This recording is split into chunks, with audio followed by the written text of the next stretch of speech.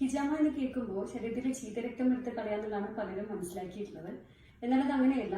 യുനാനി വൈദ്യശാസ്ത്രത്തിലെ ഇലാജ് വിത്ത് തദ്ബീർ അഥവാ റെജിമെന്റൽ തെറാപ്പികളിലെ ഒരു പ്രൊസീജിയറാണ് ഹിജാമ എന്ന് പറയുന്നത്.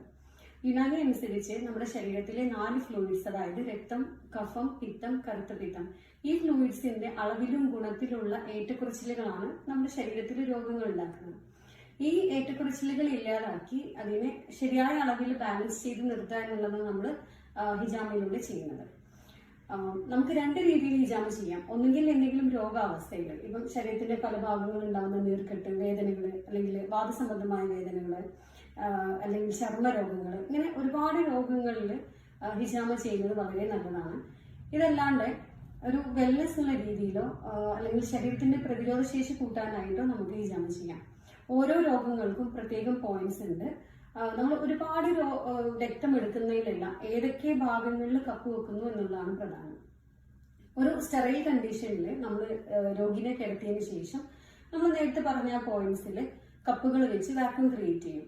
ഒരു 5 to 7 മിനിറ്റ്സിന് ശേഷം നമ്മൾ കപ്പുകൾ എടുത്ത് ആ ഭാഗത്ത് സർജിക്കൽ ബ്ലേഡ് ഉപയോഗിച്ച് ചെറിയ മുറിവുകൾ ഉണ്ടാക്കും.